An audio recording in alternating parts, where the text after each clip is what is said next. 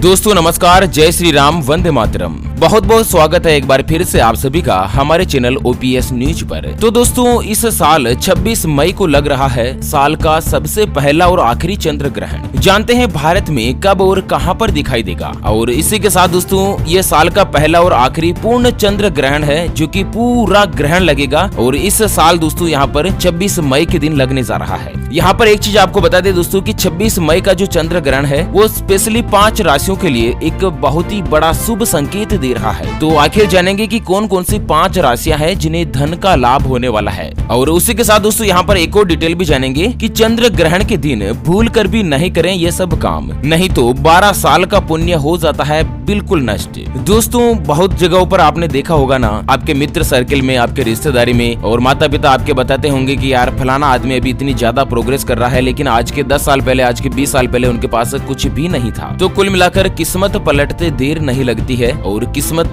कब साथ दे और कब धोखा दे, इन सभी के पीछे जिस तरह से शास्त्र की जो अगर बात माने तो दोस्तों ग्रहों का योग होता है। क्योंकि किस्मत किसी को भी राजा से रंक बना देती है और रंक से राजा बना देती है। ये जो कुछ स्पेशल मौके होते हैं ना दोस्तों, चंद्र ग्रहण के दिन, सूर्य ग्रहण के दिन, इन मौकों पर कुछ विशेष ऐसे कामकाज होते हैं, कुछ विशेष पूजा अर्चना होती है जिनको करने या नहीं करने से व्यक्ति के जीवन पर बहुत ही बड़ा प्रभाव पड़ता है। तो दोस्तों बहुत सारे व्यक्ति ऐसे बोलते हैं कि ये सब अंधविश्वास है, कुछ नहीं होता है, लेकिन दोस्तों इस प्रकृति में एनर्जी के नाम से बहुत सारी चीजें एग्जिस्ट करती है। एक चीज मैं साधारण शब्दों में आपको बताऊं कि अगर आप मंदिर में जाते हैं, भगवान की पूजा अर्चना करते हैं, भगवान प्रत्यक्ष रूप से कभी किसी को दर्शन नहीं देते हैं, वहाँ पर मंदिर में जो पॉजिटिव एनर्जी होती है उनको अपन फील करते हैं। क्योंकि किसी महान आदमी ने कहा है कि मानो तो देवता नहीं तो पत्थर। ये अपने अपने दिल की, अपने अपने मन की मर्यादा होती है दोस्तों। चलिए अब जानते हैं यहाँ पर चंद्र ग्रहण के बारे में कि 26 मई को लग रहा है साल का पहला चंद्र ग्रहण। साल 2021 का सबसे पहला चंद्र ग्रहण जो है वो दोस्तों 26 मई 2021 के दिन लगने जा रहा है। और संयोग से दोस्तों क्या है कि इस दिन बैसाख पूर्णिमा और बुद्धि पूर्णिमा भी है। और इसी के मद्देनजर यह एक पूर्ण चंद्र ग्रहण है जो कि दुनिया के कई देशों में दिखाई देगा। हालांकि भारत के कुछ स्थानों पर ये जो है ना वो उपछाया चंद्र ग्रहण की भांति ही दिखाई देगा। तो दोस्तों यहाँ पर जान लेते हैं कि 26 मई के दिन कितने बजे चंद्र ग्रहण लगेगा। सबसे पहले आपको बता दें कि चंद्र ग्रहण भारतीय समय के अनुसार दोपहर बाद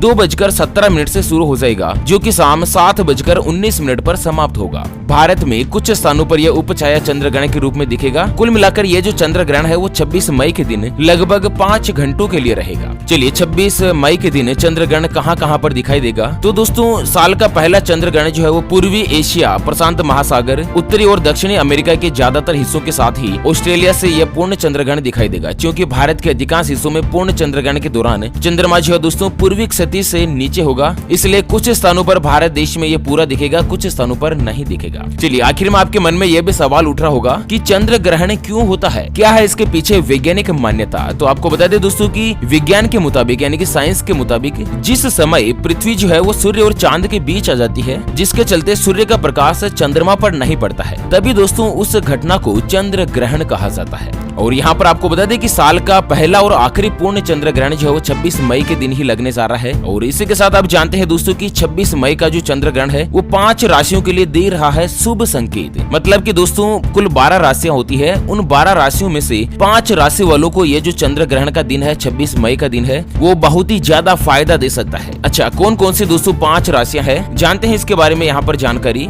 लेकिन दोस्तों उससे पहले एक छोटी सी मैं आपसे गुजारिश करना चाहूंगा कि आप इस वीडियो को लाइक जरूर कीजिएगा। और आपके नाम का पहला अक्षर क्या है, जैसे कि आपका नाम महेश है तो दोस्तों नाम का पहला अक्षर एम होता है, वैसे आपके नाम का पहला अक्षर क्या है आप दोस्तों हमें इस वीडियो के नीचे कमेंट बॉक्स में जरूर बताइएगा। चलिए सबसे पहले बात करते हैं यहाँ पर 5 राशियों के बारे में। तो मेष राशि के अंतर्गत दोस्तों आपके लिए ये चंद्र ग्रहण जो है ना वो शुभ संकेत लेकर आ रहा है। इस दौरान आपके सभी काम बनेंगे, लेकिन थोड़ी सी सेहत कमजोर रहने के आसार है, इसलिए अपना ध्यान रखिएगा। आखिरी पक्ष मजबूत दिखाई दे रहा है, धन लाभ के योग बनेंगे, धार्मिक कार्यों में आपकी रुचि जो है और भी ज्यादा बढ़ जाएगी। उसके बाद आपको बता दें वृषभ राशि के बारे में। तो आपके आर्थिक मामलों के लिए चंद्र ग्रहण शुभ साबित होगा। वृषभ राशि वालों की बात हो रही है ना, शुभ साबित होगा, रुके हुए कार्य पूर्ण होंगे, अचानक से धन लाभ हो सकता है, वाहन या मकान सुख की प्राप्ति के भी योग बनेंगे, हाथ में लाभ प्राप्त करने के लिए कई अवसर आएंगे, माता की सेहत में सुधार आएगा। मतलब जिन जिन की भी वृषभ राशि है ना उनके लिए ये चंद्र ग्रहण स्पेशली फायदा दे सकता है। आपका अगर कहीं पर धन उलझा हुआ है, कहीं पैसा उलझा हुआ है तो वो दोस्तों आने के संयोग बन रहे हैं। मिथुन राशि की बात करें तो आपके लिए भी चंद्र ग्रहण शुभ रहेगा। बढ़ेगा। खर्च तो बढ़ेंगे लेकिन आर्थिक स्थिति भी काफी ज्यादा मजबूत होगी। शत्रु यानी कि दुश्मन परास्त होंगे। कार्यस्थल पर आपके काम की सब तारीफ करेंगे। बस वाणी पर थोड़ा सा नियंत्रण रखना होगा, नहीं तो दोस्तों आपका किसी दोस्त के साथ झगड़ा भी हो सकता है। कन्या राशि की बात करें तो दोस्तों आपके लिए भी चंद्र ग्रहण जो शुभ संकेत लेकर आया है। आर्थिक रूप से कन्या राशि वालों की तरक्की होगी। नौकरी और व्यापार में लाभ प्राप्त होगा। इनकम बढ़ने के योग बन रहे हैं। मेहनत के अनुसार फल की प्राप्ति होगी, लेकिन सेहत का विशेष रूप से ध्यान रखना पड़ेगा। और वहीं अगर मकर राशि की बात करें तो दोस्तों ये चंद्र ग्रहण आपके लिए शुभ संकेत दे रहा है। आपकी आर्थिक स्थिति काफी अच्छी रहेगी। पारिवारिक संबंध भी अच्छे रहेंगे। और दोस्तों अगर आप विद्यार्थी है तो अध्ययन के क्षेत्र में अच्छी खासी आपको सफलता हासिल हो सकती है। नई योजनाओं से आपको लाभ प्राप्त होंगे। तो दोस्तों ये जो 5 राशियां मैंने आपको बताई ना, मकर राशि, कन्या राशि, मिथुन राशि, वृषभ राशि और मेष राशि, इन राशि वालों के लिए चंद्र ग्रहण जो काफी ज्यादा शुभ फलदायी देने वाला योग जो है यहाँ पर बनकर सामने आ रहा है। अब अंत में जान लेते हैं दोस्तों कि चंद्र ग्रहण पर ऐसे कौन से काम है जो कि भूल कर भी आपको नहीं करने चाहिए। अदरवाइज आपने 12 साल के अंतर्गत जो भी भलाई के काम किए हैं, जो भी आपने पुण्य का काम किया है ना, वो सब कुछ नष्ट हो सकता है।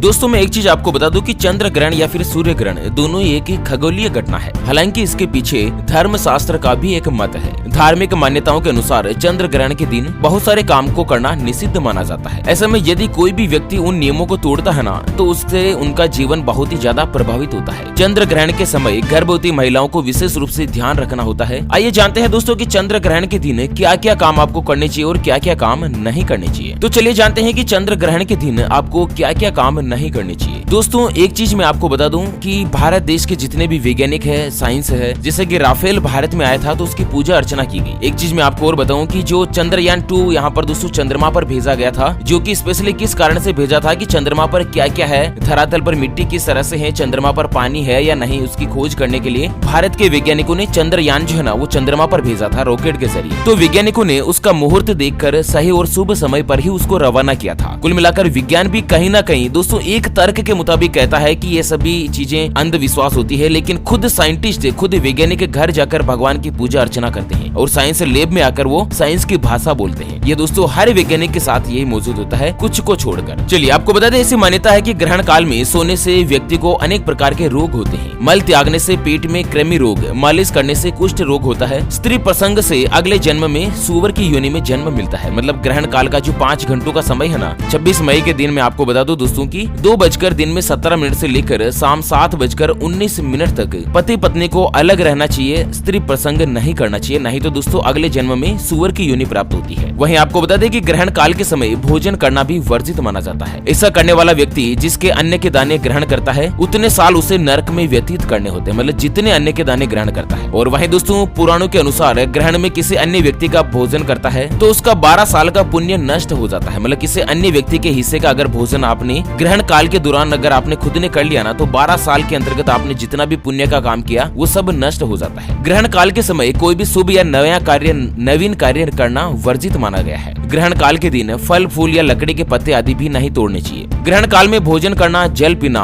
बाल बनाना, सोना, मंजन करना, वस्त्र निचोड़ना, संभोग करना या फिर ताला खोलना आदि वर्जित माने गए। विशेष रूप से दोस्तों गर्भवती माताओं बहनों को चंद्र ग्रहण के समय विशेष रूप से ध्यान रखने की आवश्यकता होती है। धार्मिक मान्यताओं के अनुसार ऐसी महिलाओं को चंद्र ग्रहण नहीं देखना चाहिए। चंद्र ग्रहण देखने से शिशु पर दुष्प्रभाव पड़ सकते हैं। गर्भवती महिलाओं को ग्रहण के समय कैंची, चाकू आदि से कोई भी वस्तु नहीं काटनी चाहिए। वस्त्र आदि की सिलाई भी नहीं करनी चाहिए। तो इस तरह से दोस्तों अपने भारत देश के धर्म शास्त्र में कुछ मान्यताएं बनी हुई है। दोस्तों मित्रों आदि अनादि काल से प्राचीन समय से ये जो धार्मिक मान्यताएं बनी हुई है, जिसका हम हमारे दादाजी, उनके दादाजी सभी फॉलो करते आ रहे हैं उन सभी मान्यताओं को, तो दोस्तों हमें भी उनको ही फॉलो करते हुए आगे बढ़ना चाहिए, चाहे साइंस कितनी भी तरक्की क्यों ना कर ले, क्योंकि कहीं ना कहीं दोस्तों धर्म शास्त्र का एक अलग ही महत्व होता है। अच्छा मित्रों, तो इसी के साथ इस वीडियो को फिलहाल यहीं पर देते हैं विराम। फिर से होंगे हाजिर एक और नई और ताजा तरीन ब्रेकिंग न्यूज हेडलाइंस और काम की जानकारी के साथ। तब तक के लिए जय हिंद, जय भारत, वंदे।